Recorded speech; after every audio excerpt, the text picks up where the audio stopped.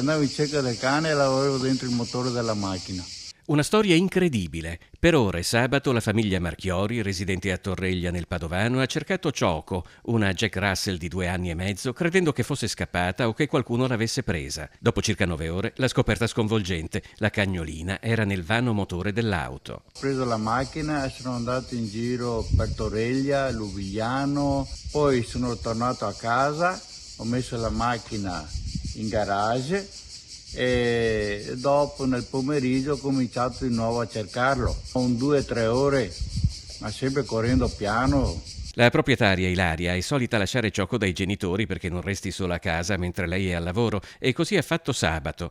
Quando la madre l'ha informata che era sparita, ha immediatamente pubblicato un annuncio nel gruppo Facebook 6 di Torreglia e molti cittadini si sono mobilitati, mentre il padre continuava le ricerche in auto, ignaro che Choco fosse all'interno.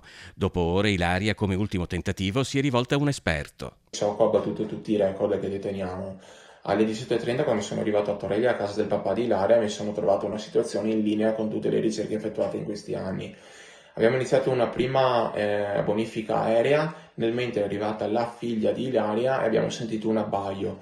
Dopo 40 minuti che giravamo, pensavamo che l'abbaio fosse di un altro cane. Ma così non era e sentendo la voce della piccola padrona Camilla, Choco si è fatta sentire. Sono arrivata a casa dei miei nonni, il mio cane ha abbaiato. Siccome lei riconosce tutte le macchine dei miei familiari, ha riconosciuto quella dove ero. A quel punto il campo delle ricerche si è ristretto, ma ancora non si capiva dove fosse il cane. Mi sono inventato di aprire il cofano della macchina del papà di Ilaria, che ricordo macchina che è stata in giro per Torreglia e limitrofi tutto il giorno alla ricerca di Choco stesso, con temperature all'interno del cofano che si saranno avvicinate come minimo ai 100 gradi, e Choco era lì, tra la cinghia di distribuzione e il radiatore.